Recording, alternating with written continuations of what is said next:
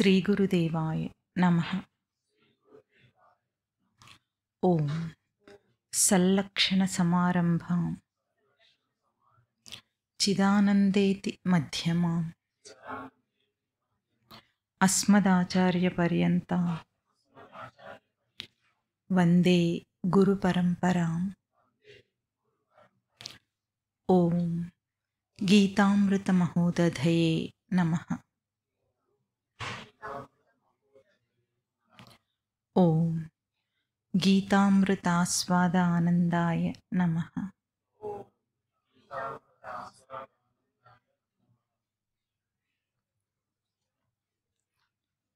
రెండో అధ్యాయం 24వ శ్లోకం.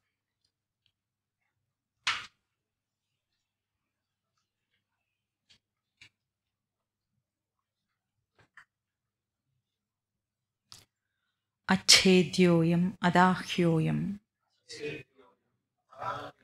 అక్లేద్యో అశోష్య ఏవ చ నిత్య సర్వగతస్థాణుః అచలోయం సనాతనః అవ్యక్తోయం అచింత్యోయం అవికార్యోయం ఉచ్యతే. తస్మాద్ ఏవం విదిత్వైనం నానుశోచితుం అర్హసి.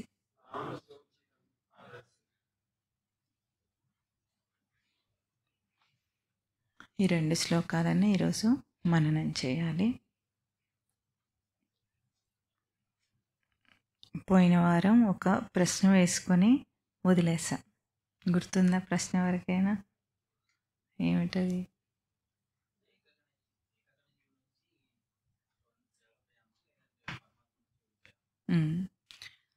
ఏకకణజీవి అట, అమీబా దగ్గర నుండి ఎదిగి 84 లక్షల జీవరాశుల యోనులు దాటి ఇక్కడ మానవ జన్మకు వచ్చామా, లేదా సచ్చిదానంద స్వరూపం నుండి జారిపడి ఇక్కడికి వచ్చామా, ఇప్పుడు మానవ జన్మలో ఉన్నామా?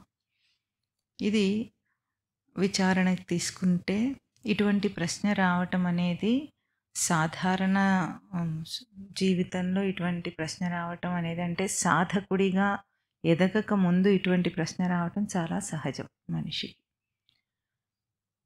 ఇటువంటి ప్రశ్నలన్నీ ఎట్లా ఉంటాయంటే, ఎందుకు వస్తాయంటే, మనిషి ఒక విధానానికి అలవాటు పడి ఉన్నాడు.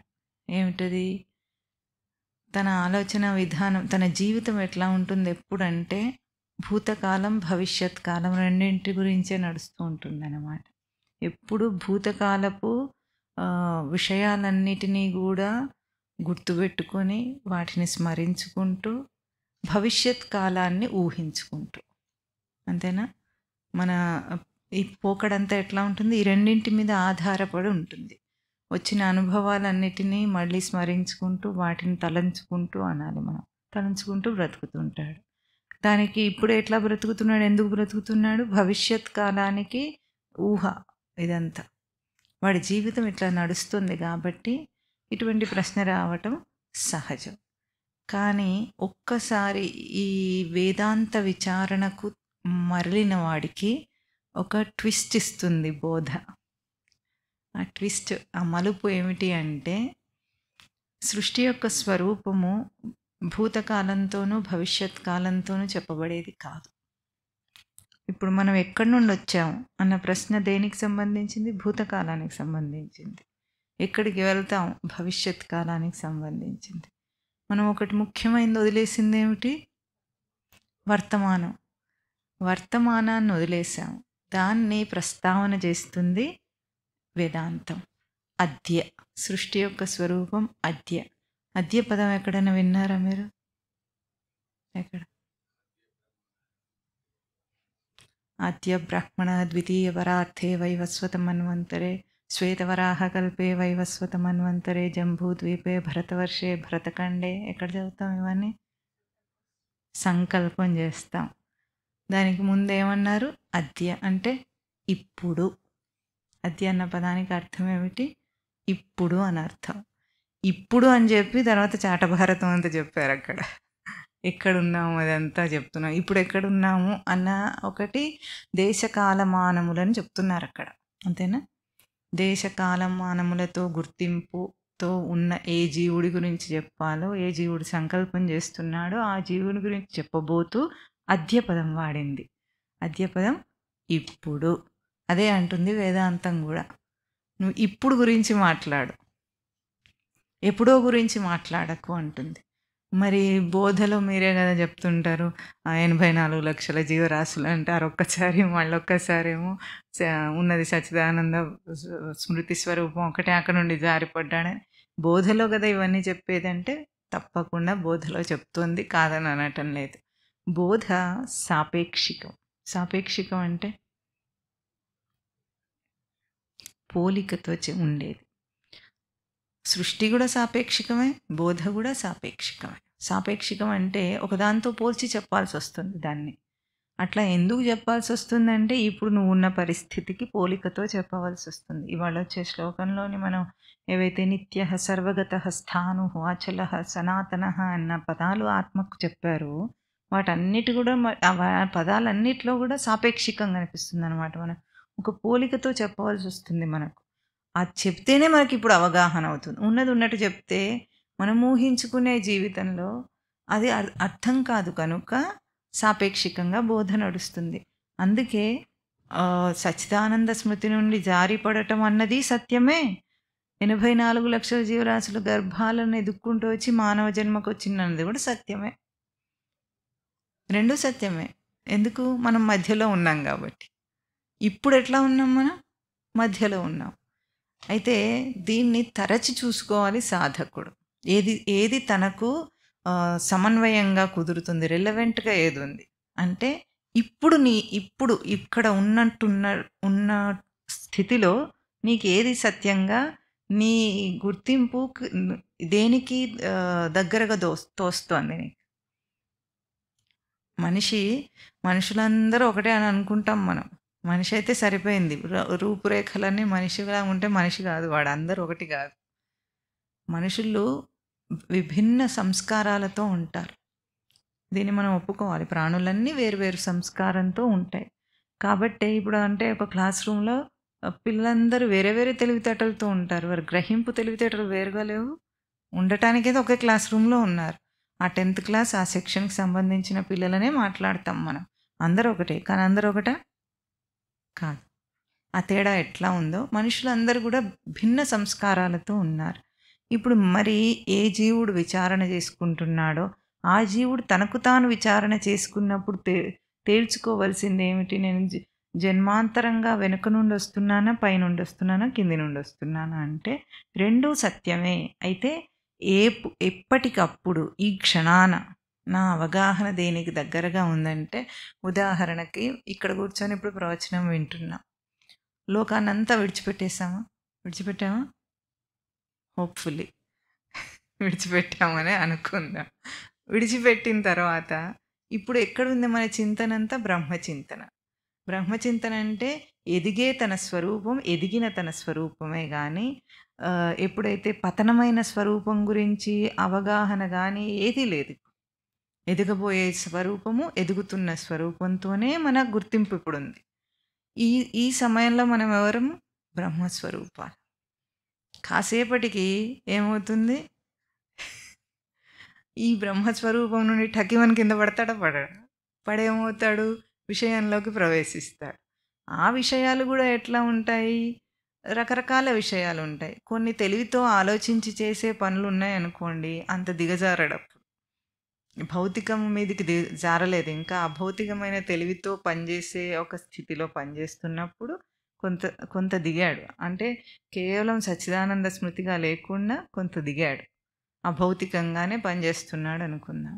తెలివితో ఆలోచిస్తున్నాడు, తెలివితో పనిచేస్తున్నాడు, అది బాగుంది. ఇంకా కొంతసేపు అయితే ఏముంటుంది? దిగి కోరికలో దిగజారుతాడు. ఒక కోరికను తీర్చుకోవటం కోసం మనం చేసే కొన్ని ప్రక్రియలు ఉంటాయి చూసారా? అప్పుడు ఏమయ్యాం మనం? బ్రహ్మస్వరూపం నుండి ఎక్కడికో పాతాళానికి పడ్డాం. ఎందుకు? కోరికను తీర్చుకోవటానికి ఈ రచనా సృష్టిని వాడుకుంటున్నాం. ఇందాక తెలివితో పనిచేస్తున్నప్పుడు కూడా రచనను వాడుకుంటున్నాడు జీవుడు, కానీ ఎదగటానికి వాడుకుంటున్నాడు. ఇప్పుడు సాధనలో ఇంకా ఉన్నతంగా ఉంది. కేవలం అభౌతికంగా తన స్వరూపాన్ని గుర్తించే విచారణలో జీవిస్తున్నవాడు ఒక స్టేజ్‌లో ఉన్నాడు. ఆ తర్వాత కొద్దిగా దిగి బుద్ధితోనే ప్రజ్ఞను పెంచుకునే తెలివితేటలతో పనిచేసే చేష్టలు చేస్తున్న స్థితిలో కూడా ఉంటాడు. ఇంకా దిగజారితే ఎట్లా ఉంటాడు? భౌతికమైన, లౌకికమైన కోరికలు ఉంటాయి కొన్ని. తినాలనిపిస్తుంది. ఆకలి అనేది ఒక మెయింటెనెన్స్ ఎలిమెంట్. కానీ దాన్ని ఇదే తినాలి, తినటం కోసం ఇంకెక్కడికో వెళ్ళాలి, దాన్ని ఎట్లా సాధించాలి అనే ఒక చపలత్వంతో దిగజారి ప్రవర్తిస్తున్నప్పుడు మనం ఎక్కడున్నట్టు? ఎక్కడున్నట్టు? ఒక ల్యాడర్‌లో ఉన్నాం. ఇది సత్యం. కానీ పైకి కిందికి ఇదే జన్మలో ఇదే ప్రవర్తనలలో పైకి కిందికి ఎక్కుతూ దిగుతున్నాం. ఒక చోట లేము మనం. క్షణానికి మారిపోయే చిత్తంతో బ్రతుకుతున్నాడు మనిషి. అందుకని ఎప్పుడో అక్కడి నుండి వచ్చానా, ఇక్కడి నుండి వచ్చానా కాదు. ఇప్పుడు నేనేమిటి అనే దాంట్లో బ్రతకటం. Living in the present moment. ఇది నీ స్థితి. ఇక్కడ నుండి వస్తే మాత్రం ఇప్పుడు నీకేమిటి? ఎదగవలసింది అయితే ఒకటే కదా, డెస్టినీ అయితే ఒకటే కదా. ఇప్పుడు అధ్యాత్మ విద్య విచారణలో తనకు తెలిసిందేమిటి? తన నిజస్వరూపం ఇది కాదు. నిజస్వరూపాన్ని చేరుకోవాలి. ఇది తనకు లక్ష్యంగా అర్థమైంది, ఆదర్శంగా ఉంది. కానీ తానిప్పుడు కూడా దాన్ని విచారణ చేసుకోవటానికి తరచి చూసుకోవటం ఏమిటి? ఇప్పుడు, ఈ క్షణం, ఇప్పుడు అందులో జీవించమంటుంది వేదాంతం. ఆ తరువాత ఇంకా మరి ఏదో సర్ది చెప్పినట్టుగా ఉంది కానీ సమాధానం క్లియర్గా ఏదో ఒక్కటని ఎందుకు చెప్పలేదు అంటే, సమాధానం ఇప్పుడు మీరు R&Dలో ఒక రీసెర్చ్ ప్రాసెస్ జరుగుతూ ఉంటుంది. దీని గురించి మీకు బాగా వివరంగానే తెలుసు. కానీ ఒక మార్కెట్లో మీ పిల్లవాడిని చేపట్టుకొని తీసుకెళ్తున్నారు. మార్కెట్ ఎట్లా ఉంటుంది? రష్గా, హడావుడిగా. అక్కడ వేరే విషయం, అక్కడ ఇటువంటిది కాదు. అక్కడంతా విషయం అంతా వేరుగా ఉంది. పిల్లవాడు మిమ్మల్ని రీసెర్చ్ గురించి అడుగుతున్నాడు. ఎట్లా తయారవుతుంది చెప్పు అంటే, ఇప్పుడు ఆ పిల్లవాడికి అక్కడ ఫిష్ మార్కెట్లోనో వెజిటబుల్ మార్కెట్లోనో నిలబడి చెప్తే వాడికి అర్థమవుతుందా మీరు చెప్పేది? చెప్పండి, మీరేం చెప్తారు? ఇంటికి వెళ్ళాక చెప్తామంటాం. అట్లాగే ఇంటికి వెళ్ళటం అంటే భౌతిక స్థానం మార్పు చెప్పారా? అట్లాగే వేదాంతం చెప్పే సూటైన సమాధానాలు అర్థం కావాలంటే నీ చిత్తం కొద్దిగా అయినా సెటిల్ అవ్వాలి. అందుకే సాధన ఎప్పుడు ఎక్కడ ఏ గ్రంథంలో మొదలుపెట్టినా అథ అని మొదలవుతుంది. అథ యోగానుశాసనం. యోగ సూత్రాలు, పతంజలి యోగ సూత్రాలు, సాధన సోపానాలు చెప్పేవి యోగ సూత్రములు. అక్కడ ఏమని మొదలైంది? అథాతో బ్రహ్మ జిజ్ఞాస. బ్రహ్మసూత్రాలు మొదలవుతాయి. అథ అన్న పదం ఏమిటో తెలుసా మీకు? దాని వెనక ఇంత చరిత్ర ఉంది. ఏమిటి అంటే, సాధన చతుష్టయ సంపదను సంపాదించిన తర్వాత సాధకుడికి చెప్పేవి బోధ ఇప్పుడు మొదలవుతుంది అని.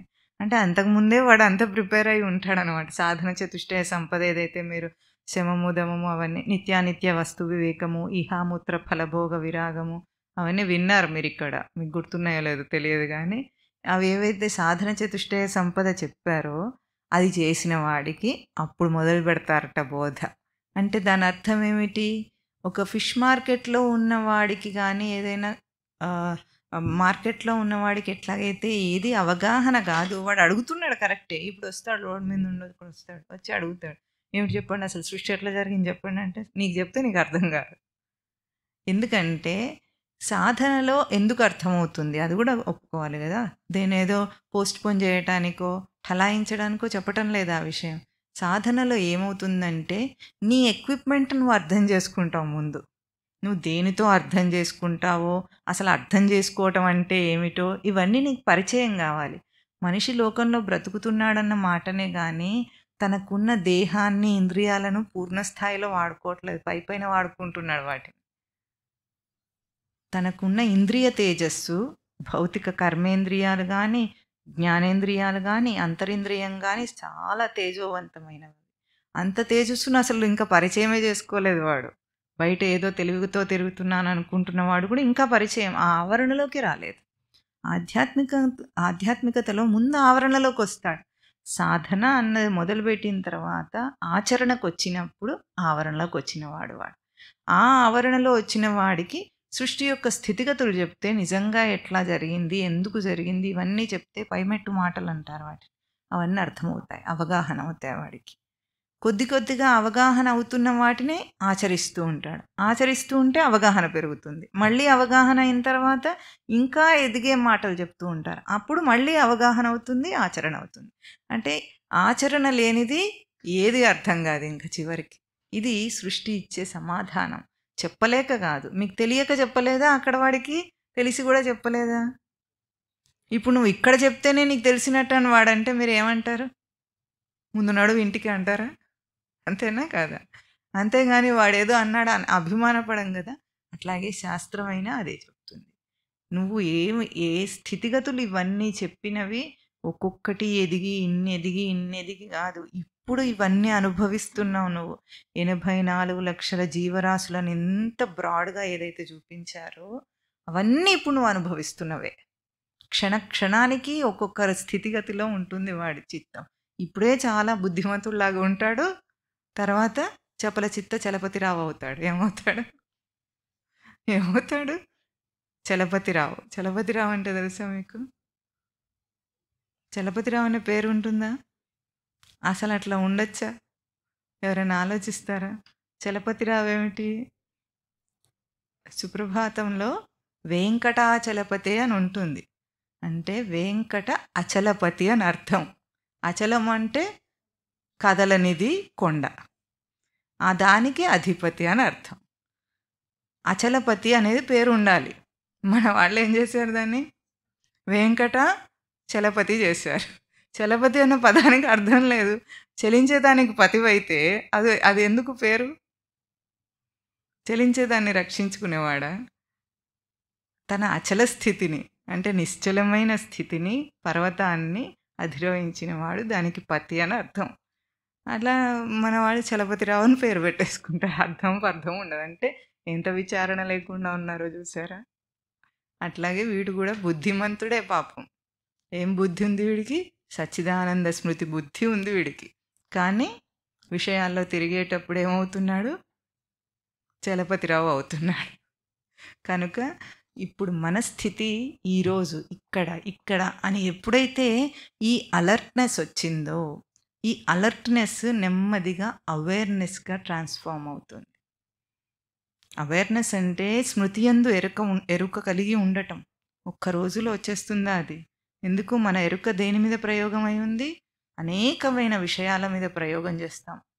రోజు మనం అన్ని విషయాలను తెలుసుకుంటున్నా అని తెలిసి అన్నిట్లో విషయాల్లో ప్రవేశించి మనం జీవితాన్ని గడుపుతున్న వాడికి అవేర్నెస్ అంటే ఏ వెలుగులో ఇదంతా జరుగుతుందో ఆ సచ్చిదానంద స్మృతి యొక్క వెలుగును గుర్తించటం అనేది రావాలంటే, ట్రాన్స్ఫర్మేషన్, ఈ మార్పు జరగాలంటే అంచెలంచెలుగా ఎదుగుతాడు జీవుడు. అందుకు దీన్ని ఏం చెప్తున్నారు? ఇప్పుడు నువ్వేమిటి? ఆ ఇప్పుడు అనే పదంతో పోల్చుకొని మనం ఇక్కడ గుర్తించాలి. పోయినసారి ఏం చెప్పుకున్నాం? అచ్ఛేద్యోయం అదాఖ్యోయం అక్లేద్యో అసోష్య ఏవ చ. ఈ 4 ఏవైతే వెనుక శ్లోకంలో చెప్పారో, వెనుకనేమో కర్తరి ప్రయోగంలో చెప్పారు, ఈ శ్లోకంలో కర్మణి ప్రయోగంలో చెప్పారని చెప్పుకున్నాం. అయం అని చెప్పబడే ఈ ఆత్మ అచ్ఛేద్య, అదాహ్య, అక్లేద్య, అసోష్య. అంటే అది ఛేదింపబడలేదు. ఇక్కడ శస్త్రములు అనలేదు. ఇంకా పోయిన శ్లోకంలో శస్త్రములు అన్నారు, ఇప్పుడు ఇంకా ఛేదింపబడలేదు అంటున్నారు. ఛేదింపబడలేదు, దహింపబడలేదు, శుష్కింపజేయబడలేదు అని అంటున్నప్పుడు దాన్ని మనం ఏం చెప్పుకున్నాం? ఈ ఆత్మ అంటే కేవలం ఏదో తెలియని నా ఆత్మ అంటే ఇంకా గుర్తింపుకు రాని ఆ స్థితి కాకుండా ఏం చెప్పాము? ఒక రచన అంశము సృష్టిలో ఉంది. సృష్టిలో ఉనికి యొక్క రచన ఉంది. ఎట్లాగైతే ఒక ఉపమానం చెప్పుకున్నాం, భౌతికమైన ప్రతి పదార్థం మనిషి తయారు చేసిందైనా ఏదైనా సరే దాని వెనుక ముందేముంటుంది? ఏముంటుంది? ఇక్కడ మంచి ఉపమానం చెప్పుకున్నాం మనం. ఏమిటి? ఒక లోకోమోటివ్ తయారు చేస్తే దాని వెనక ఏముంటుంది? డిజైన్ ఉంటుంది. డిజైన్ లేకుండా ఏ భౌతిక పదార్థం కూడా తయారు కావటం లేదు. అవుతుందా? చేయగలమా? లేదు. ఆఫ్టర్ ఆల్ ఒక మౌల్డెడ్ ప్లాస్టిక్ చైర్ చేయాలంటే కూడా దాన్ని డిజైన్ చేస్తాడు. చేయకుండా చేస్తాడా? చేస్తే అప్పుడు మూసపోస్తారు దాన్ని. అంతే కదా! మౌల్డ్ చేస్తారు. కానీ దాన్ని అయితే మనం ఏం చెప్పుకున్నాము? ఏ పదార్థమైనా సరే సృష్టిలో కనిపించిన పదార్థం అది అది దహ్యం. దహించగలదు. ఇంకా ఛేద్యము. ఛేదింపబడగలదు. ఇంకా అక్లేద్యః శుష్కింపబడగలదు. ఇంకా క్లేద్యః అంటే చివికింపబడగలదు. అంటే ఈ భౌతిక మార్పులలో దాన్ని మనం ఎట్లాగైనా నాశనం చేయగలం. కానీ రచనను నాశనం చేయలేము.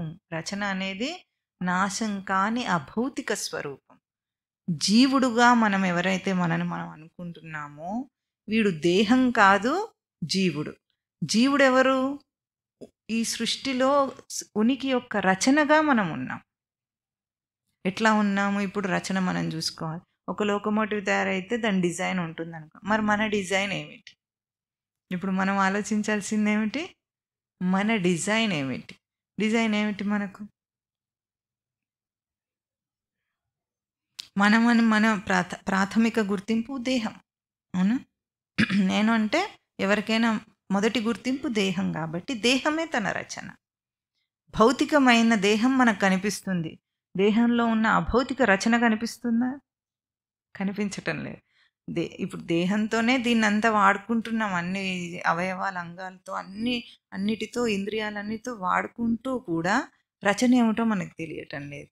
మనము మొదటి రోజు శ్రీ భగవానువాచ మొదలు పెట్టేటప్పుడు మనం దర్శనం చార్ట్ చెప్పుకున్నాం. ఆ చార్ట్ ఎక్కడుందో అటు తిరిగి ఎటు పెట్టారో దాన్ని. అదేమి చెప్పుకున్నాం మనము? ఏదైతే ఒక్క ఇంద్రియం యొక్క రచనను చూసాం మనం. అందులో చక్షురింద్రియాన్ని చూపించాం. ఇంద్రియం యొక్క రచన ఎట్లా ఉంది? భౌతికంగా దృశ్యం దగ్గర మొదలైతే దాన్ని కంటి నుండి మళ్ళీ లోపల నరాల ద్వారా మెదడు నుండి అభౌతికమైన మనస్సు, బుద్ధి, చిత్తము, తెలివి సవరణ, జ్ఞానము, సచ్చిదానంద స్మృతి అంతదాకా విస్తరించి ఉందా లేదా ఒక ఇంద్రియం?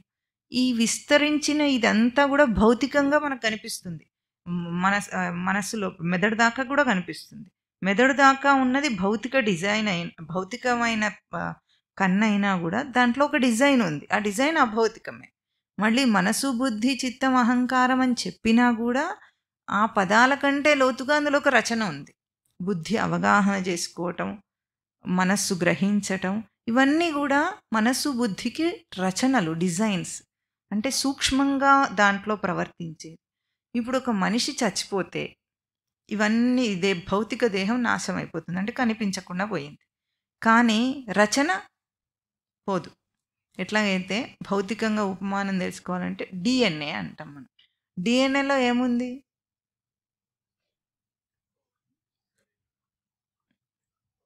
ఇప్పుడు పుట్టే ముందు సైన్స్ కొంచెం లోతుగా తెలిస్తే మనకి క్రోమోజోమ్స్ ఉంటాయి.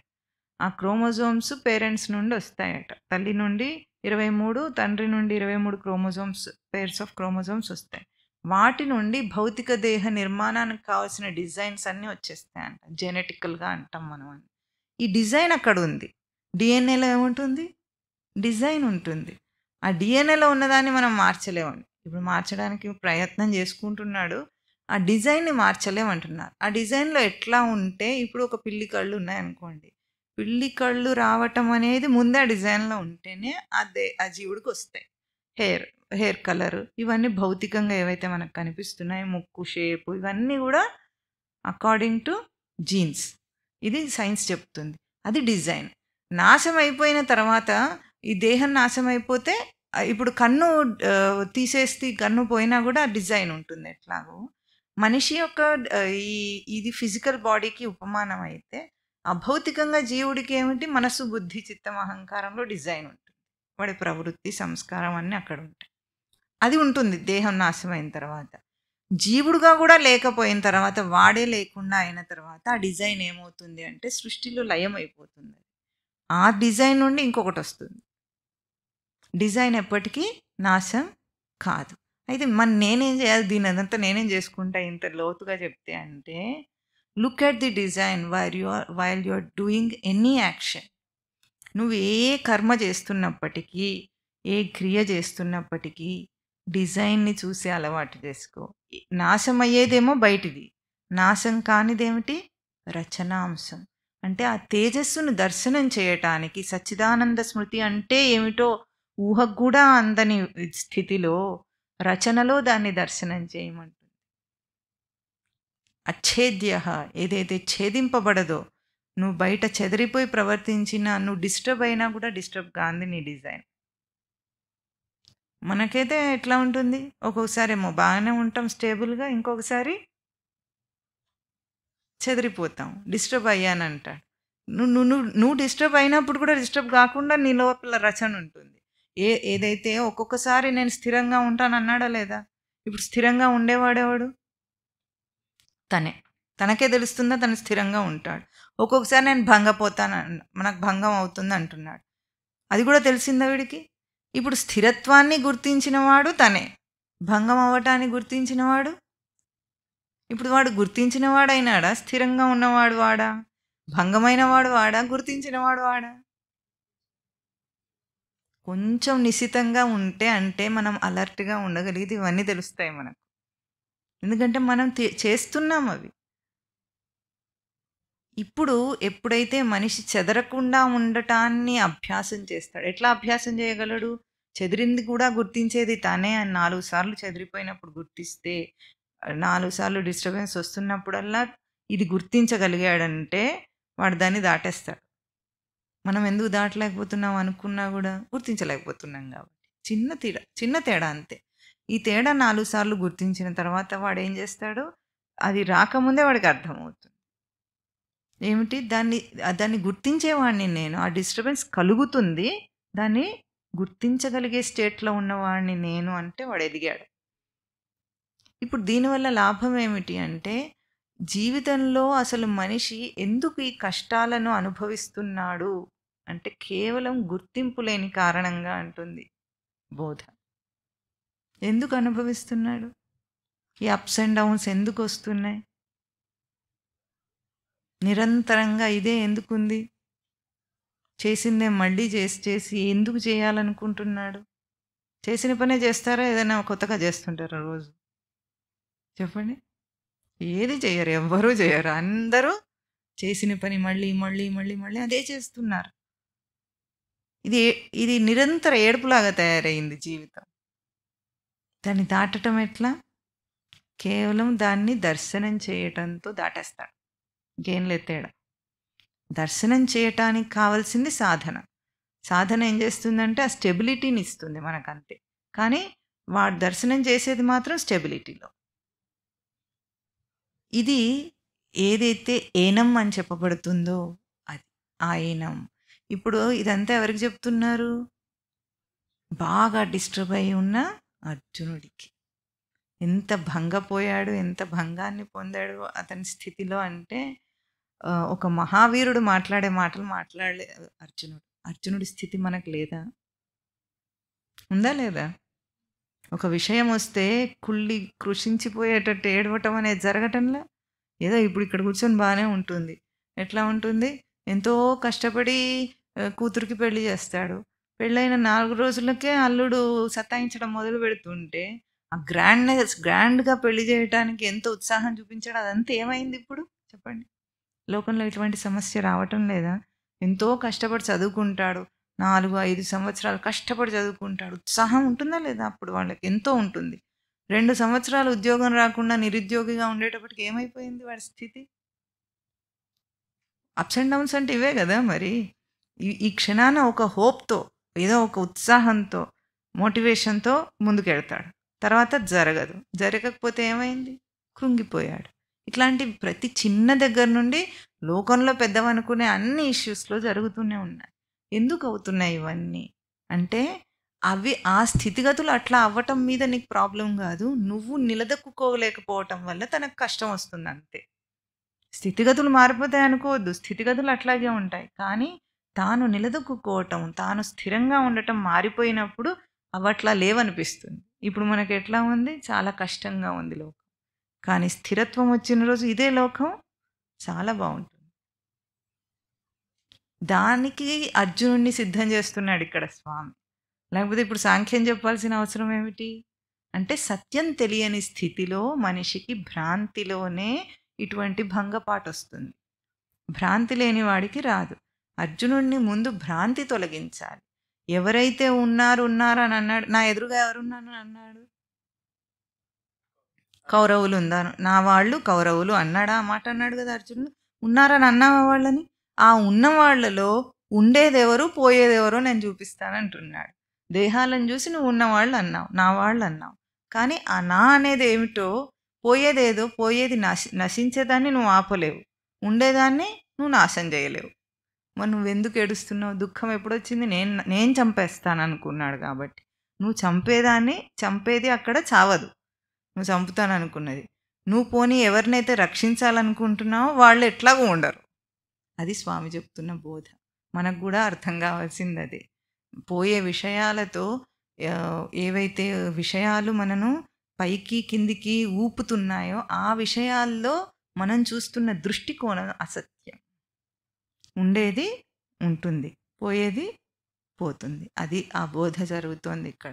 ఇప్పుడు ఏదైతే రచనాంశం ఉందో దాన్ని మనం దర్శనం చేయాలి. ఆ దర్శనం చేయటం కోసం దాన్ని ఏం చెప్పారు? అచ్ఛేద్య, అదాహ్య, అక్లేద్య, అశోష్య.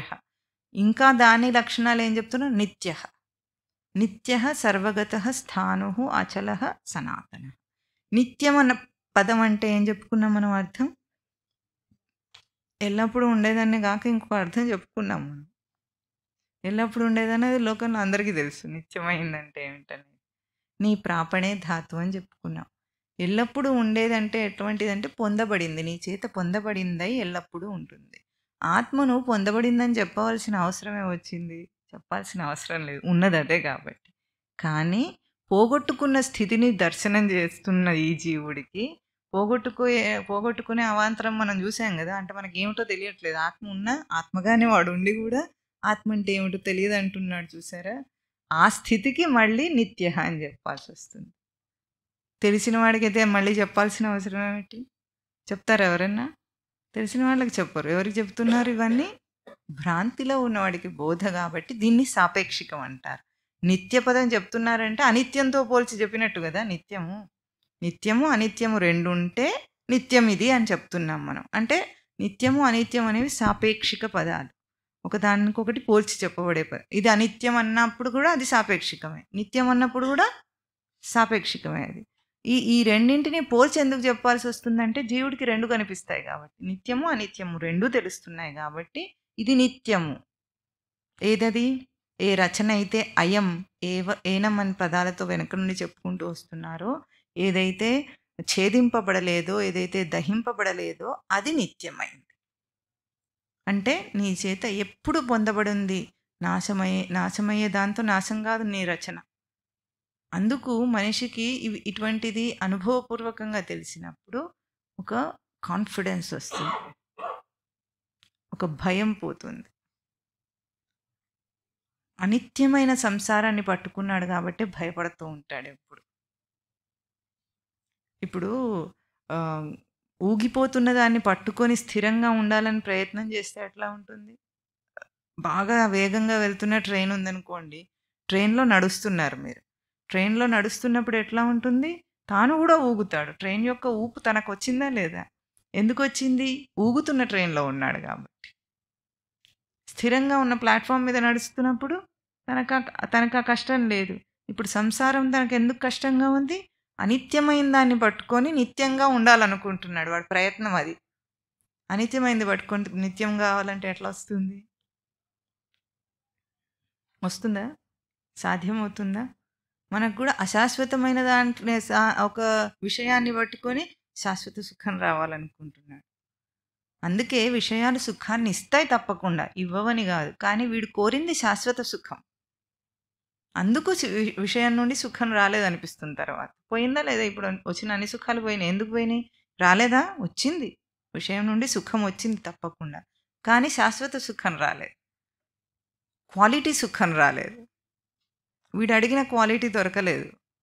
వీడు అడిగింది వేరు, దాని నుండి వచ్చింది వేరు. కనుక నిత్యమైంది ఆత్మ అని చెప్పాలి. ఇప్పుడు ఎప్పుడైతే నిత్యమైన తన స్వరూపము, నిత్యమైన తన రచనను దర్శనం చేస్తాడో, అనిత్యమైన విషయం నుండి దాన్ని కోరడు ఇంక వాడు. వాడికి అర్థమవుతుంది. ఈ అనిత్యమైనది నాకెట్లా నిత్యమైన సుఖాన్ని ఇస్తుంది? ఇవ్వగలదా? అసాధ్యం. ఇప్పుడు మనిషి ఎందుకు అసాధ్యాన్ని సుసాధ్యం చేసే ప్రయత్నం చేయటంలో సుఖం కోసం వెంపర్లాడుతున్నాడు మనిషి. ఈరోజు వీడికి బాగా అనిపిస్తుంది, మంచి జరిగింది. లోకము ఏదైతే ఇంత అభివృద్ధి అన్న పేరుట ఎంత ఎదిగిందో అంత అశాంతికి గురైంది. అయిందా లేదా చెప్పండి? ఇంత ప్రయత్నం చేయనప్పుడు ఇంత అశాంతి కూడా లేదు. ఉందా? ఇప్పుడు ప్రతి వ్యక్తికి అశాంతి. ఏ కండిషన్స్లో? చాలా గొప్పగా నేను సాధించాలనుకున్నాను కండిషన్స్. ఇంకా ప్రూవ్ అయిపోయింది ఇక్కడ. ఇంకా ఏదన్నా సాధిస్తే వస్తుందేమో అన్న దాని నుండి వెనుదిరుగుతాడు నెమ్మదిగా.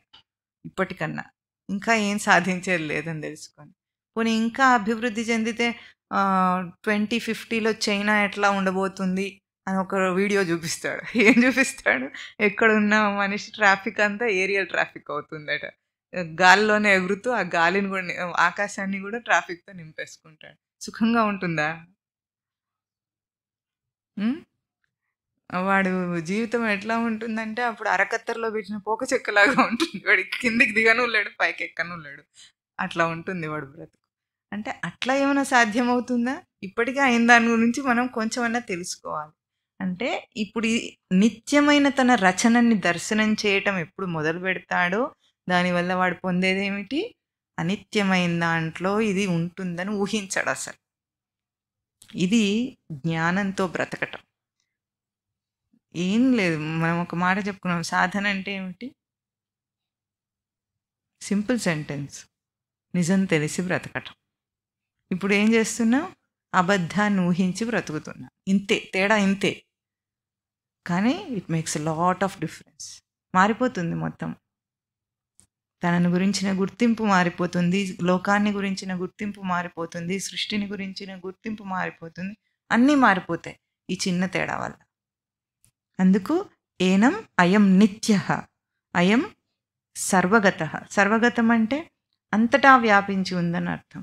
అంతటా వ్యాపించి ఉన్నది అని చెప్పటానికి అర్థం ఏమిటంటే తన స్వరూపం ఇప్పుడు, తన గుర్తింపు ఏమిటి? యాజ్ అన్ ఇండివిజువల్ బీయింగ్ కదా.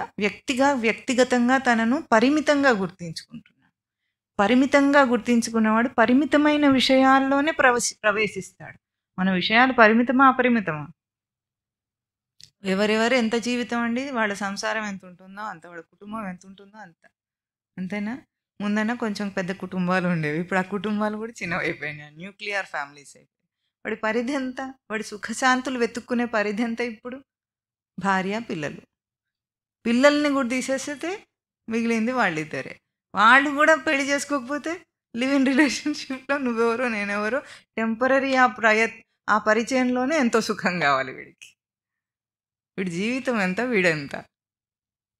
అంత పరిమిత స్వరూపుడికి ఏనం అయం సర్వగత అని చెప్తున్నారు. సర్వగత అంటే ఏమిటంటే ఎక్కడెక్కడ నువ్వు ప్రవేశిస్తావో అక్కడక్కడంతా నువ్వు వ్యాపిస్తావు. మన ప్రవేశం అంతా అన్నీ చిన్న చిన్న సంకుచిత భావాలతో నిండిపోయింది. స్వార్థం అంటారు తెలుసు, స్వార్థం పదంతో అర్థం చేసుకుంటే స్వార్థపూరితమైన మనస్తత్వం ఉన్నవాడు ఎట్లా ఉంటాడు? తానొక్కడే సుఖపడాలి, తనకే అన్నీ ఉండాలి అన్న ఒక సంకుచిత భావం అంటాం దాన్ని. అర్థమవుతుందా? అట్లాగే తన స్వరూపాన్ని కూడా సంకుచితం చేసుకుంటున్నాడు. విశాలమైన తన స్వరూపం ఎట్లా విశాలమైందంటే దీనికి మంచి ఉపమానం ఏమిటంటే నా లోపల ఏముందో, ఏ రచన ఉందో అక్కడేముంటుంది, వేరే రచన ఉంటుందా? వాడు కూడా సృష్టిలో భాగం, నీతో పాటు ఉన్నవాడు, వాడు కూడా సృష్టిలో భాగం. నాలో ఏ రచన ఉందో, పరమాత్మ పక్కన పెట్టండి, ముందు రచనాత్మకంగా జీవుడిగానే అర్థం చేసుకుంటే నాలో ఏ రచన ఉందో వాళ్ళలో ఆ రచన ఉందా లేదా? ఇప్పుడు మీరు ఒక సాధకులు అని అనుకుందాం, ఇన్ కేస్, అవునా కదా? అనుకుందాం పోనీ కాసేపు. మీరు ఒక సాధకులు అనుకుందాం. మీతో వ్యవహారం చేసే వాళ్ళు ఎవరైనా సరే, వాడేమో సాధకుడు, వాడేమో సామాన్యుడు, నేనేమో సాధకుడు అని అనకుండా, నేను ఎందుకు సాధకుడిని? నేను ఒక అలౌకిక విషయాన్ని తెలుసుకునే ప్రయత్నం చేస్తున్నా, లోకంలోని విషయం కాకుండా అలౌకికమైన ఒక విషయాన్ని తెలుసుకునే ప్రయత్నం చేశాను. కొద్దిగా నాకు అవగాహన అయింది. ఈ రచన ఇక్కడే ఉంటుందా? సామాన్యుడు ఏం తెలియని వాడనే వాడిలో కూడా ఉంటుందా? ఉంటుందా లేదా? ఇప్పుడు మన ప్రవర్తన ఎట్లా ఉంటుంది? మామూలుగా అయితే నేను తెలిసిన వాడిని, వాడు తెలియని వాడిని అనుకుంటాడు. ఒక జ్ఞాని అంటే ఎవరైతే తనని గురించి తెలుసుకున్నవాడో వాడట్లా అనుకోడు. ఎందుకంటే తనలో ఉన్నదే అంతటా ఉంది. యదేవేహ తదముత్ర యదముత్ర తదన్విహ. ఇది ఇక్కడేదుందో అక్కడ అదే ఉంది. అక్కడేదుందో ఇక్కడ అదే ఉంది అన్న దర్శనం రావటం సర్వగత లక్షణం. సాధకుడికి ఆత్మ యొక్క సర్వగత లక్షణం వల్ల లాభం ఏమిటంటే అంతటా అదే దర్శిస్తాడు వాడి. ప్రతి ప్రతి ప్రాణిలో, ప్రతి విషయంలో అంతటా ఏం నడుస్తుంది? సృష్టి యొక్క రచన నడుస్తోంది. వేరేం నడవటం లేదు. ఇప్పుడు చెడ్డది, మంచిది అంటే వ్యక్తిగతంగా వాడు లిమిట్ చేసుకున్న దానివల్ల అవన్నీ అవుతాయి కానీ సృష్టి యొక్క రచనకు చెడ్డ మంచి ఉండదు. ఇది విశాల దృష్టి, సర్వగతం. అయం సర్వగత. ఈ దృష్టికోణాన్ని అలవాటు చేసుకోమని అర్జునుడికి బోధ, తద్వారా మనందరికీ అదే చెప్తున్నారు స్వామి. అప్పుడు విశాలత్వం వచ్చినప్పుడు ఏమవుతుందంటే, ఇప్పుడు నాకు ఏదైతే అర్థమైందో నేను మీకు ఎందుకు చెప్పడానికి ప్రయత్నం చేస్తుంటాను? వాడికి ఏం అర్థం కాదు, మొద్దు లౌకికుడు, వాడికి ఏం అర్థం కాదు అనుకుంటారా? అనుకోరు. ఎందుకు చెప్పడానికి ప్రయత్నం చేస్తున్నారు? ఏ రచన ద్వారా ఇక్కడ అవగాహన అయ్యిందో ఆ రచన అక్కడ కూడా ఉంది. అదే సమర్థత అక్కడ ఉంది. ఉందా లేదా? ఇక్కడ అయినప్పుడు అక్కడ ఎందుకు కాదు? అవుతుందా కాదా? అంతే రచనలో ఉంది ఆ జీవి, ఆ ప్రాణి కూడా. కాబట్టి తప్పకుండా అవుతుంది. అందుకే ఎంత మూర్ఖత్వంలో ఉన్న ప్రజలకైనా కూర్చోబెట్టి ఎందుకు బోధ చేస్తూ ఉంటారు? ఎందుకంటే వాడిలో ఇదే రచన ఉంది, అర్థం కాదు అనటానికి అర్హత లేదు గురువుకి. తప్పకుండా అవుతుంది, తప్పకుండా అవుతుంది. ఈ రచన అంతా అక్కడ ఉంది. దాన్ని యాక్టివేట్ చేయటం, చైతన్యవంతం చేస్తే వాడికి అవగాహన అవుతుంది. ఇది సర్వగత లక్షణం. అప్పుడు మనం ఎవరితో ప్రవర్తించినా విశాల దృష్టితో ప్రవర్తిస్తాడు. మన లోకంలో ఎట్లా ఉంటుంది? ఒక పైన హోదాలో ఉన్నవాడు, ఒక క్లీనర్ లాంటి వాడు ఉన్నాడు అనుకున్న వాడిని ఎట్లా చూస్తాడు? నేను గొప్ప, వాడు ఏదో తక్కువ వాడు అన్నట్టు చూస్తారు. ఎంతమంది అట్లా బ్రతికే వాళ్ళు ఉంటారు కదా, నీచంగా. ఇవన్నీ ఒక లౌకికమైన పారామీటర్స్లో ఉన్నాడు వాడు. ఇప్పుడు మన దృష్టికోణం ఎట్లా ఉంది? ఒక ఆధ్యాత్మికమైన సత్యాన్ని దర్శనం చేస్తూ బ్రతుకుతున్నప్పుడు ఇదంతా మారిపోతుంది. మారిపోతుందా లేదా? ఇది సర్వగత లక్షణం. ఏనం అయం సర్వగత. అయం స్థాను. స్థాను అంటే స్థిరమైనది. స్థిరమైనది ఇది. ఏది? ఈ రచన స్థిరమైనది. స్థిరత్వానికి ఆపోజిట్ ఏమిటి? అస్థిరత్వం. ఇది బాగుంది. ఆ అని పెడితే ఆపోజిట్ అయిపోతుంది దేనికైనా. ఇది సంస్కృతంలో అన్నిటికంటే ఈజీ వ్యతిరేక పదాలు చెప్పటం. అస్థిరత్వం. స్థిరత్వం అంటే ఏమిటి? ఇప్పుడు స్థిరంగా ఉండటం. తెలుగు ప్రత్యయాన్ని పెట్టి చెప్పారు. కదలకుండా ఉండటం. కదలకుండా ఉండటం అంటే ఇక్కడ ఏమంటున్నారు? అయం స్థిర అన్నారు. అయం స్థిర అంటే మనిషి ఇట్లా కదలకుండా ఇట్లా జడ వస్తువులా ఉండిపోమని అర్థమా? ఇది భౌతికమైన స్థిరమైనది, కదిలిపోయేది. కదిలిపోయేది ఏది? అన్నిటికంటే వేగంగా కదిలేది ఏమి చెప్పండి? మనస్సు. మనస్సు సరే, ఇంకా కూడా భౌతికంగా ఏది?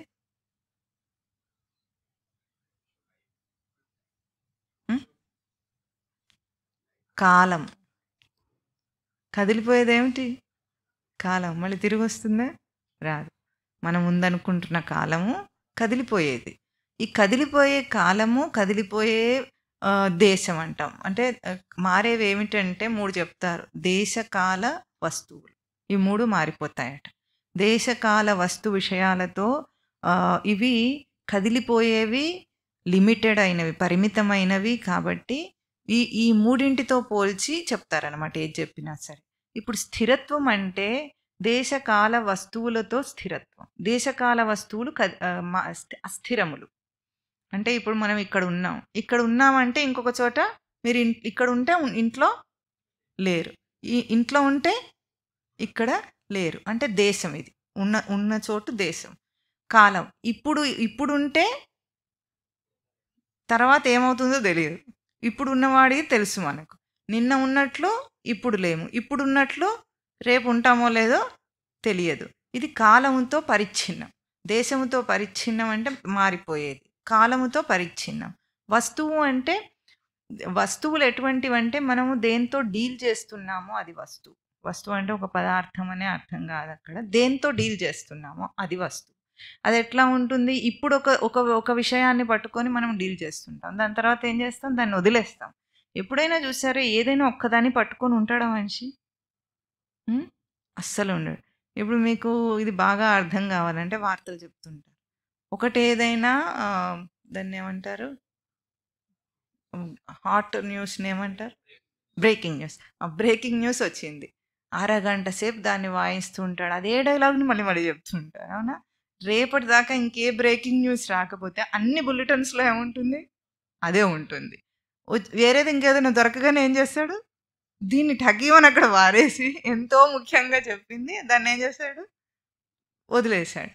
ఇట్లా ఒక ఛానల్ ఎట్లా చేస్తుందో మన మనసు కూడా అట్లాగే కదా. విషయాన్ని ఎట్లా మారుస్తున్నాం మనం?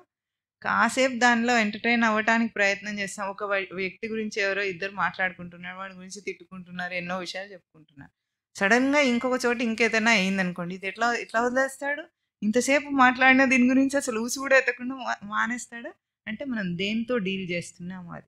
దేశకాల వస్తువులతో అస్థిరంగా ఉండేవి ఇవన్నీ విషయములన్నీ కూడా. అయితే అదే సమయంలో మారంది ఏమిటి చెప్పండి? వీటన్నిటిలో ఇదే ఉపమానంలో మారంది ఎవరు? నేనే. పట్టుకున్న నేనే, వాటిని మార్చిన నేనే. ఎవరు? స్థాణువు. వాడు మారలేదు అస్సలు. ఎట్లా మారలేదు? తనలో తానై ఉన్నాడు. వాటిని పట్టుకున్నాడు, వదిలేశాడు. తాను కొద్దిగా కూడా అంటించుకోలేదు. మనం ఏమనుకుంటామంటే అవన్నీ చిత్తంలో ఉన్నాయనుకుంటాం. అది సాధనలో మనకు ఎట్లా కడుక్కోవాలో నేర్పించినప్పుడు, ఇవన్నిటిని వదిలించుకోవటం నేర్పించినప్పుడు ముందుకు వస్తుంది మనకు. చిత్తంలో ఎట్లా పేరుకుపోతాయి అవన్నీ. కానీ తాను ఎట్లా ఉన్నాడు ఇప్పుడు? మళ్ళీ అన్నీ వదిలేస్తే మళ్ళీ ఫ్రెష్గా నేనే ఉన్నాడా లేదా? స్థాణువు. ఎట్లా ఉన్నాడు? సృష్టి రచనతో పాటుగా ఉన్నాడు. ఉన్నాను అన్న దాంతో ఉన్నాడు. దేహంతో కూడా కాదు. ఉండటం ఎట్లా? ఉన్నాను అన్న గ్రహింపుతో సృష్టి రచనతో అంతా నిలుపుకొని స్థిరంగా ఉన్నాడు. స్థాణువు. వాడు మారడు. మనసు కూడా మారుతుంది, కానీ వెనుకున్న రచన మారదు. అన్నిటినీ పట్టుకుంది నేనే. మనస్సును కూడా గుర్తించింది నేనే. మనసు బాగుందన్నది నేను, మనసు బాగాలేదన్నది నేను. అన్నీ అన్నది నేనే. ఆ నేను మారదు. అయం స్థాణుః. అయం అచలః. చలించనిదది. చలించని నా స్వరూపము చలించే స్వరూపంగా ఎందుకు అనిపిస్తుంది అంటే అదే ఉపమానం. ఇందాక ఎట్లాగైతే కదిలే ట్రైన్లో ఉన్నందువల్ల తను కదులుతున్నాడు. కానీ ఒకవేళ కదిలే ట్రైన్లో కదలకుండా కూడా కూర్చున్నాడు అనుకోండి, అయినా ఊపు ఉందా లేదా వాడికి?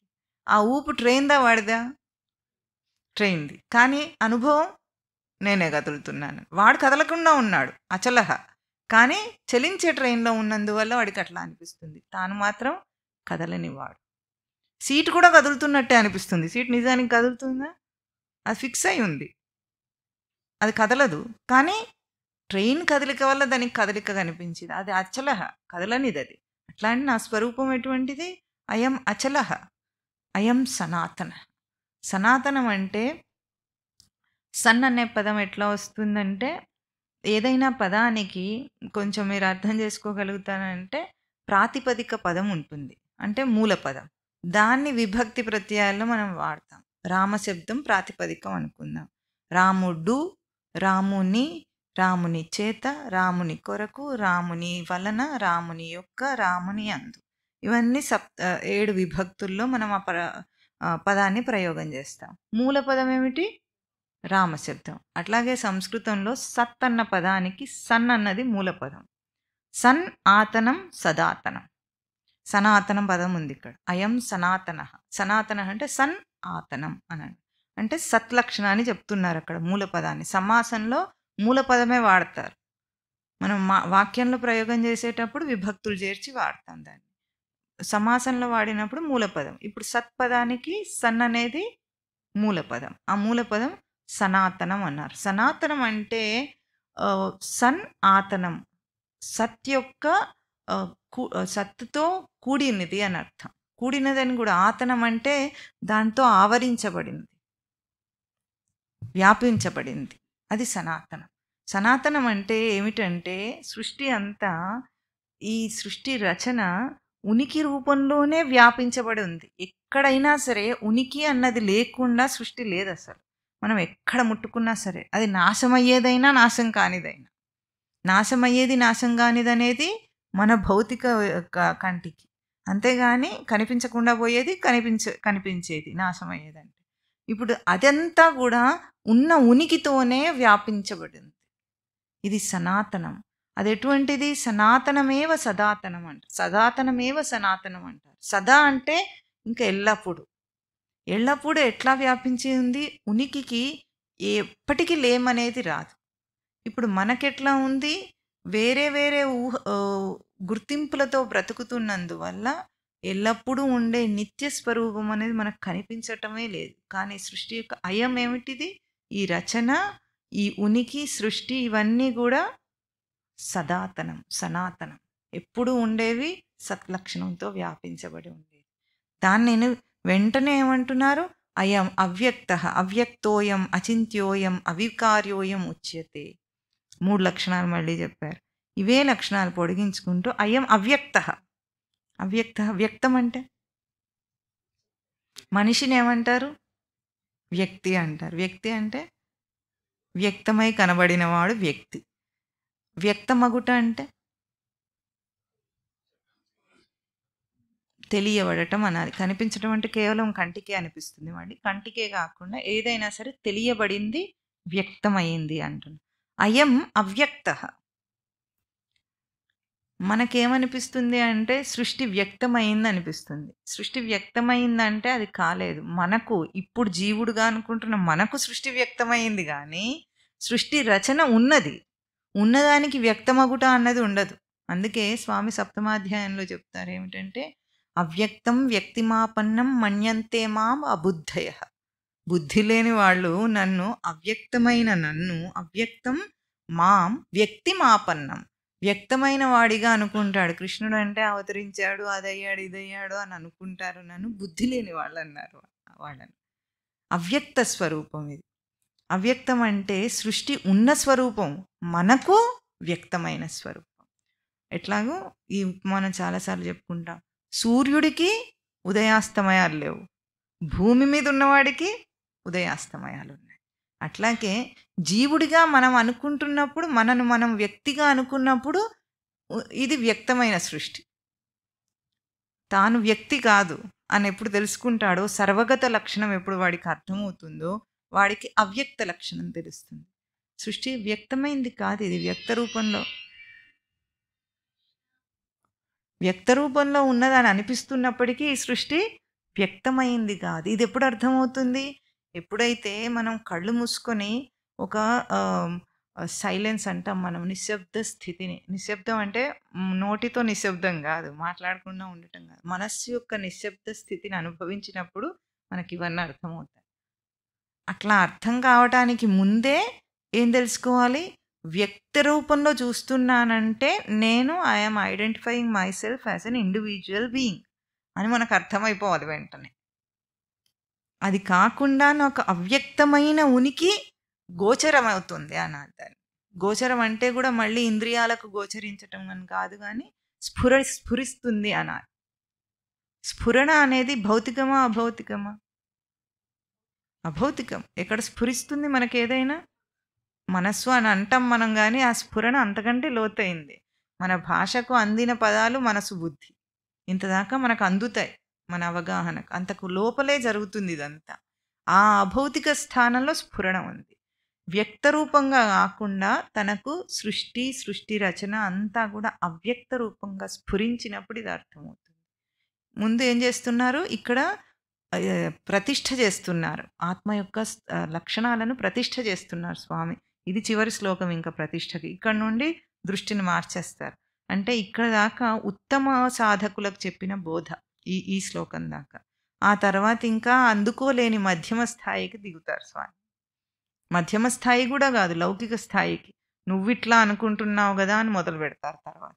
ఇక్కడ దాకా ఆత్మ యొక్క శుద్ధమైన లక్షణాలతో ప్రతిష్ఠ చేస్తున్నారు.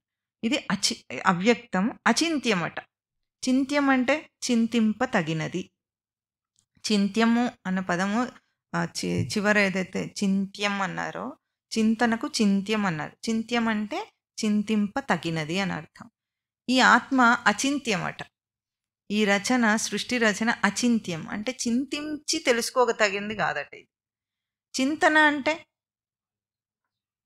దాని గురించి అనుకోవటం, అనుకొని తెలుసుకోవటం, అది చింతన చేయటం కదా. మనం దేన్ని చింతన చేస్తుంటాం ఎప్పటికీ?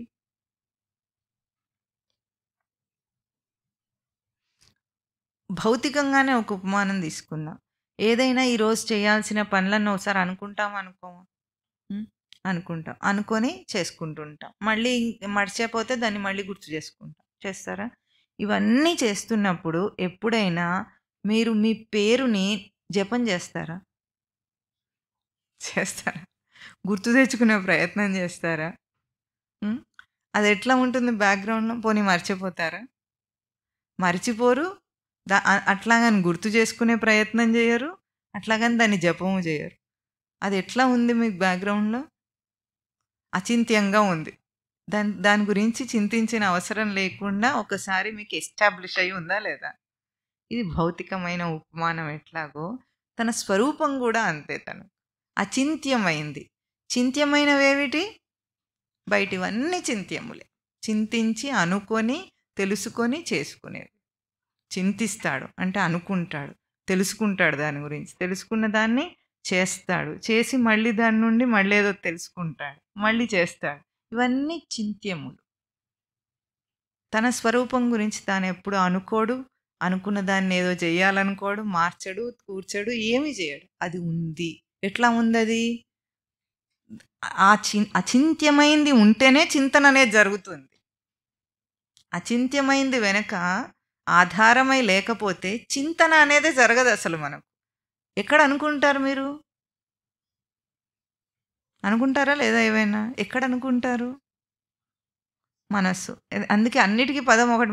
మనకు పరిచయమైన పదం మనస్సు. అంతకు లోతుగా పరిచయం ఇంకేం లేదు కనుక పోనీ మనస్సే అనుకుందాం. మనస్సులో అనుకోవాలంటే అనుకోవడానికి ముందు నేనున్నానా లేనా? ఆ నేనున్నాను అన్న సచ్చిదానంద స్మృతి వెలుగు, ఆ వెలుగు ఉంటేనే అనుకోవటం అనేది జరుగుతుంది. మనస్సు ద్వారా అవుతుందో దేని ద్వారా అవుతుందో. అది అచింత్యమైంది, ఆధారంగా ఉండి చింతింపబడేవన్నీ చింతింపబడుతున్నాయి. ఇది ఎప్పుడు తెలుసుకోవాలి? చింతించేటప్పుడు తెలుసుకోవాలి. మనం అనుకుంటున్నా, నేను అది చేద్దాం అనుకుంటున్నా, నేను ఇది చేద్దాం అనుకుంటున్నా అంటున్నాడా లేదా? అనుకునే అన్నీ చేస్తున్నాడు, తెలుసుకునే అన్నీ చేస్తున్నాడు. ఇది చింత్యము. అన్ని లోకంలో అన్ని చింత్యములు. చింత్యములు ఎట్లా ఉన్నాయి? వచ్చిపోయేవన్నీ. స్థిరంగా ఏవి లేవు, వచ్చిపోయేవి. దాని వెనుక నేనెట్లా ఉన్నా? ఇప్పుడు అర్జునుడు కూడా అచింత్యమైన విషయాలను తీసుకొని కదా ఏడుస్తున్నాడు.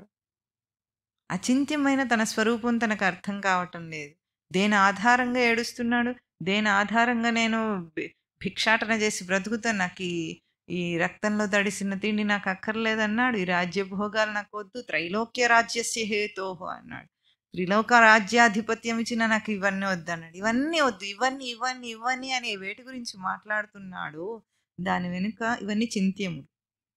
అచింత్యమైన తన స్వరూపముని గుర్తిస్తే వాటి గురించి చింతపడడు. ఇంకా అచింత్యమైన స్వరూపం తెలిస్తే చింత ఉండదు. చింత మనిషికి ఎప్పటిదాకా ఉంటుందట?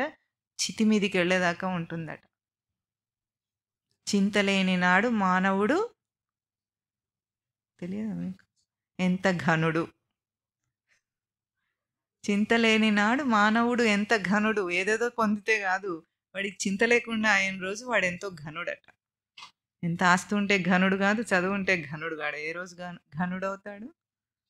చింత లేని రోజు. ఎంత దాకా ఉంటుంది? చితి మీదికి చేరేదాకా చింత ఉంటుందట.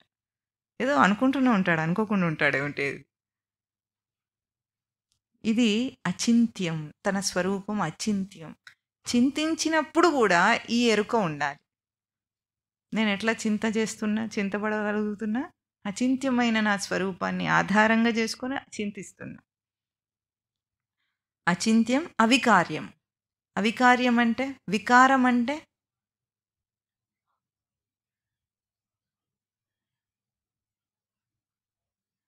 వికార స్వరూపం అంటే మారిపోయే స్వరూపం.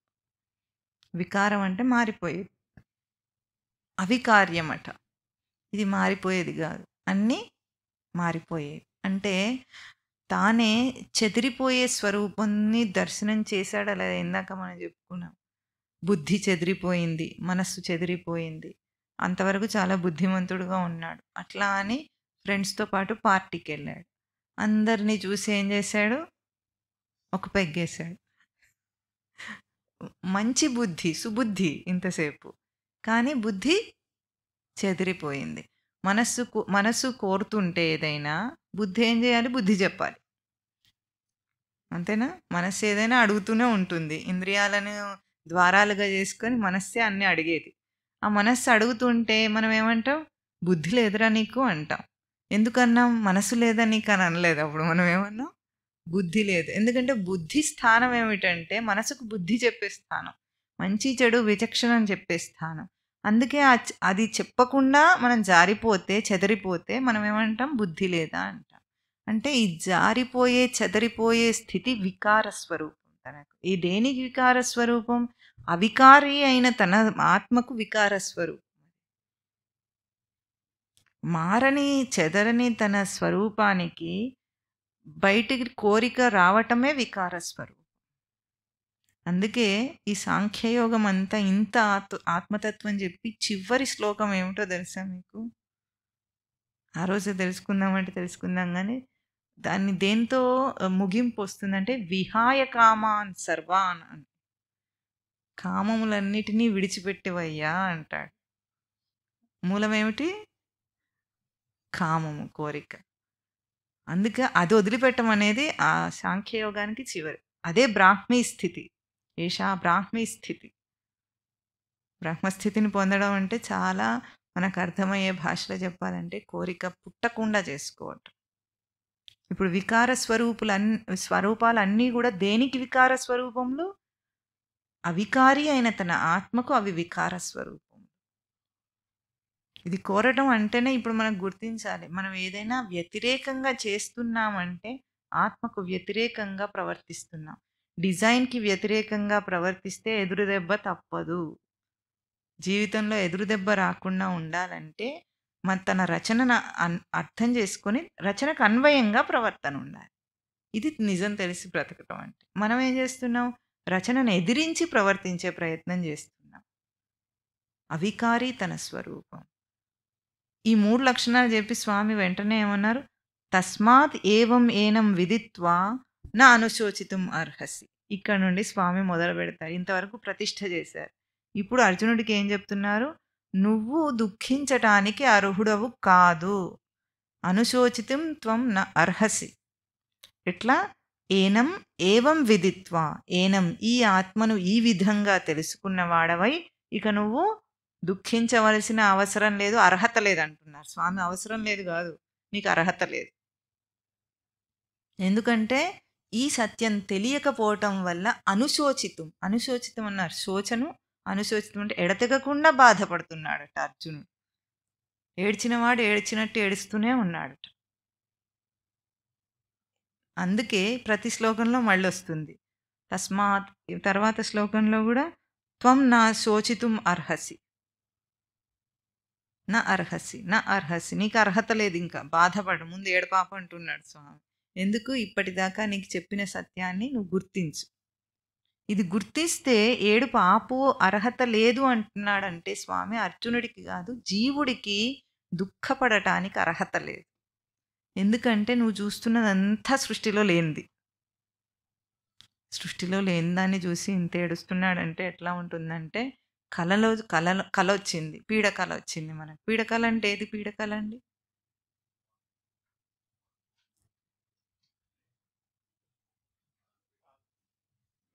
తనకు నచ్చకపోతే పీడకల ఏముంది? అంతేనా? ఇప్పుడు తనకు నచ్చకుండా ఉండేది ఏదైనా పీడకలనే. ఇప్పుడు తన భర్తకి ఇంకొక గర్ల్ ఫ్రెండ్ ఉన్నట్టు ఒక కల వచ్చిందనుకుంది. హ్మ్. అది పీడకల ఎందుకయింది? తన భర్తకు ఆ కల వచ్చిందనుకోండి. ఆయనకది మంచి కలనా? చెడ్డ కలనా? మంచి కల. ఇప్పుడు తనకెందుకది పీడకల? తనకది నచ్చలేదు గాబట్టి. తనకు నచ్చలేదు గాబట్టి. అదే కల ఇంకొక వ్యక్తికొస్తే అది మంచి కల అంటున్నాడు వాడు. వీడికొస్తే పీడకల అంటున్నాడు. కల కలనే గదా! పీడకలో, మంచి కలో. అదేం కల? కల. కల్ల. కల్లనా కాదా? కల్ల అంటే అర్థమవుతుందా? అబద్ధం. అబద్ధాన్ని జూసి ఏడ్చినా, ఇప్పుడేమో పీడకలొచ్చిన వాడు ఏడ్చినా, మంచి కలొచ్చిన వాడు నవ్వినా, అది ఎందువల్ల జరుగుతోంది? అబద్ధాన్ని జూసి నవ్వుతున్నాడు, అబద్ధాన్ని చూసి ఏడుస్తున్నాడు. అట్లాగే మన జీవితంలో మనకొచ్చే కష్టనష్టాలు, బాధలు, దుఃఖాలు, ప్రశ్నలు, ఎన్నో సమాధానం లేని ప్రశ్నలు, సృష్టి ఏమిటి? దేవుడేమిటి? నేనెవరు? అదెవరు? ఇదెవరు? ఇవన్నీ వస్తున్నాయి అనుకుందాం. మామూలు వాడికేమో కష్ట సుఖాలు వస్తూ ఉంటాయి. సాధకుడికేమో ఈ ప్రశ్నలు వస్తూ ఉంటాయి. అన్నీ కూడా దేన్ని చూసి చెప్తున్నవి? నీకు ఉన్న విషయం సత్యం ఏమిటో ఆత్మతత్వం తెలియని అందువల్ల వస్తున్న ప్రశ్నలు ఇవన్నీ. తస్మాత్ ఏనం విదిత్వా ఏనం దీనిని ఈ ఆత్మను ఈ విధంగా తెలుసుకున్న వాడవై నా అనుశోచితం అర్హసి. నీకు ఇంకా అర్హత లేదు. ఇప్పుడు మనం తెలుసుకున్నామా ఈ శ్లోకాలన్నీ వివరంగా? ఇప్పుడు దుఃఖం పోతుందా? అందుకే ఇట్లాగే ఆముదం దాగిన మొహం పెట్టాడట అర్జునుడు కూడా. ఎందుకు ఇక్కడితో అయిపోలేదు భగవద్గీత? ఇక్కడితో అయిపోవాలి. ఉత్తమ సాధకుడైతే అక్కడితో అయిపోవాలి. అర్జునుడికి కూడా ఇట్లాగే ఏం పెద్దగా రియాక్షన్ లేని మొహం పెట్టాట. అందుకే స్వామి తర్వాత చాలా చెప్పాల్సి వచ్చింది. అప్పుడు దిగుతాడు స్వామి. ఏం దిగుతాడు? నువ్విట్లా అనుకుంటే గనుక అప్పుడేమవుతుందో కథ చెప్తా. నువ్వే గనక ఈ ఆత్మ అన్ని దేహాలతో పుట్టేది చచ్చేది అనుకుంటే అప్పుడేమవుతుందో చెప్తానని ఇంకా సామాన్యులందరికీ కూడా బోధం మొదలు పెడతారు. లేకపోతే ఇక్కడితో అసలైతే 12వ శ్లోకంతో అయిపోవాలి. అది ఉత్తమ సాధకులకు ఒక మాట చెప్తే అర్థమయ్యే శ్లోకం. ఏమిటది? నత్వేవ అహం జాతునాసం నత్వం నేమే జనాధిపాః నచైవన భవిష్యామః సర్వే వయం అతఃపరం. నీవు నేను ఈ రాజులు ఒకప్పుడు లేకుండా ఇప్పుడుండి మళ్ళీ ఉండము అన్నది లేనే లేదు అన్నారు. అంతే, అయిపోయింది అక్కడ. ఇది అర్థం కాలేదంటే తర్వాత 3 శ్లోకాలు దానికి కలిపి చతుశ్లోకి భగవద్గీత. అదేమో ఏకశ్లోకి భగవద్గీత. దానికి మళ్ళీ 3 శ్లోకాలు కలిపి ఏం చేశారు? చతుశ్లోకి భగవద్గీత చెప్పారు. దేహము, దేహం యొక్క అవస్థలు, స్థితిగతులు, దేహాంతర ప్రాప్తి ఎట్లా వస్తుందో, ఈ మాత్రా స్పర్శలు ఎట్లా ఉంటాయో దాని గురించి చెప్తారు. అది కూడా అర్థం కాదు అన్న తర్వాతే ఇంకా ఆత్మ గురించి అంతా ప్రతిష్ఠ చేసుకుంటూ వస్తున్నారు. ఎట్లాగో ఆత్మ ప్రశంస, అనాత్మ ఖండన చేసుకుంటూ ఉన్నది ఎస్టాబ్లిష్ చేసుకుంటూ ఆత్మతత్వాన్ని ప్రతిష్ఠ చేసుకుంటూ లేని అనాత్మములను ఖండించుకుంటూ వస్తున్నారు ఇక్కడ. ఇప్పుడు ఏమంటున్నారు? ఇంత చెప్పిన తర్వాత ఇంకా నీకు దుఃఖం ఏమిటి ఉండకూడదు, వలదు అని చెప్తున్నారు. కనుక అయినా మన మొహంలో అంత తేజస్సు రాకపోతే తర్వాత శ్లోకాలు వచ్చే వారం నుండి మలుపు తిరుగుతుంది. ఇప్పుడు మొత్తం ఇంకా ఆ మలుపు తిరిగిన దాంట్లో మళ్ళీ ఆచరణ చెప్పిన తర్వాత మళ్ళీ అర్జునుడు కూడా ప్రశ్నలు అడుగుతాడు. ఇప్పుడు ఎంతసేపు అట్లాగే స్వామే చెప్పుకుంటూ పోతుంటే ఎట్లా ఉంటుందంటే, ఇప్పుడు వీడిదేమో చెప్పుకుంటూ పోతున్నారు. మీకేమైనా సందేహాలు వస్తే అడగటానికి లేదు. కానీ అక్కడ అవకాశం ఇచ్చారు అట్లా స్వామి. ఇక్కడ కూడా మీకు కూడా అవకాశం ఉంది. ఎవరికైనా సందేహాలు ఉంటే అడగచ్చు. ఆ అడగటం మొదలయ్యి స్థితప్రజ్ఞ లక్షణాలను కూడా మనకి సాంఖ్యయోగం చెప్తుంది. కనుక ఇవాళ శ్లోకంతో దుఃఖం పోవాలి మనందరికి. పోతుందా మరి? ఇంత పోతుందా? ఆచరిస్తే అదే పోతుంది. అంతేనా? ఆచరణకైతే మొత్తం చెప్పి పెట్టారు. ఇప్పుడు చేయాల్సింది ఏమిటి? ఇంత కొంచెమన్నా ఆచరణలోకి దిగాలి. ఇప్పుడు దసరా సరదాగా చేసుకుంటారా? విచారణాత్మకంగా చేసుకుంటారా? కనీసం ఈ పండుగల్లో ఉన్న సూత్రమన్నా ఏదైనా అర్థం చేసుకుంటారా? దసరా అంటే బట్టలు కొనుక్కోవటం, గుడికెళ్ళటం, రావటం అయిపోయింది. పిండి వంటలు తినటం. చాలా ఇంకేమేమి తింటారో తినేవాళ్ళు అవన్నీ తింటాం. ఇంతేనా పండగంటే? కనీసం కొద్దిగా చిన్న చిన్న విషయాలనన్నా అందులో విచారణ చేసి, కనీసం ఆ పూజ చేసుకునేటప్పుడు పిల్లలకు కొన్ని మంచి విషయాలు చెప్పటం అనేది మొదలుపెట్టాలి. చాలా తప్పు మన హిందూ ధర్మంలో చేస్తున్న అరాచకం అంటాడు వీడు దీన్ని.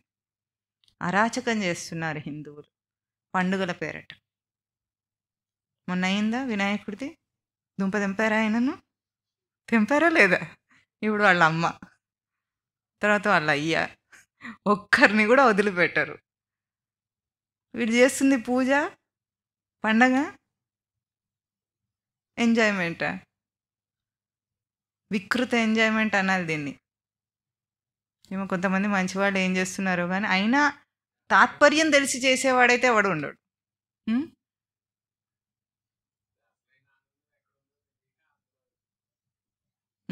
అది కరెక్ట్. అసలు మనిషి బయట ఎందుకు ఇన్ని వికృత చేష్టలు చేస్తాడంటే వాడికి అసలైన ఆనందం తెలియదు కాబట్టి. అది తెలుసుకోవాలని కూడా తెలియదు కనీసం. తెలియకపోతే పోయింది కానీ అది తెలుసుకుందామని కూడా వీడికి ఐడియా కూడా రాదు. తెలియని ఒకటి ఉంది అది తెలుసుకోవాలి అని కూడా తెలియక అన్నిట్లో వాడి పిచ్చిని రుద్ది స్వామివారి ఒక ఉపమానం చెప్తారు. ఏమిటంటే వాడి చేతికి పేడ రాసుకున్నట్ట. ఏది ముట్టుకున్నా ఏమవుతుంది? పేడ అంటుకుంటుంది. అన్నీ ఎందుకు మురిగ్గా ఉన్నాయని అడుగుతాడు వీడే. ఇంకా నువ్వు ముట్టుకున్నందువల్ల. ఎందుకు ఎట్లా ముట్టుకున్నావు? నీ పేడ చేతితో ముట్టుకున్నందువల్ల అన్ని మురికైనాయి కానీ అవి మురికిగా లేవు. లోకం మీద అన్నిటినీ అదే చేత్తో ముట్టుకుంటాడు. మళ్ళీ ఇంకా లోకం అంతా పాడైపోయింది అంట. నువ్వు ఒకసారి చేయి కడుక్కో, అయిపోయింది. లోకం అంతా శుద్ధి అవుతుందా కాదా? వాడొక్కడ చేయి కడుక్కుంటే లోకం అంతా శుద్ధి అవుతుంది. ఈ చిన్న విషయం అర్థం చేసుకోకుండా ఎంత విన్నా విచారణ చేయకపోతే మాత్రం చాలా వాడి పాలిటికి వాడికి అపరాధం. ఎవరికో అపరాధం కాదు కానీ వాడికి. ఎందుకంటే తెలియని వాడు తెలియక బ్రతుకుతున్నాడు. తెలుసుకున్న తర్వాత కనీసం తెలుసుకున్న ఉపయోగం సద్వినియోగం అంటాం దాన్ని. సద్వినియోగం చేసుకోవాలి మనిషి. చెప్పండి. అచ్ఛేద్యోయం అదాహ్యోయం అక్లేద్యో అశోష్య ఏవ చ నిత్య సర్వగతస్థానుః అచలోయం సనాతనః అవ్యక్తోయం అచింత్యోయం అవికార్యోయం ఉచ్యతే. తస్మాత్ ఏవం విదిత్వైనం నానుశోచితుం అర్హసి. ఓం తత్ సత్.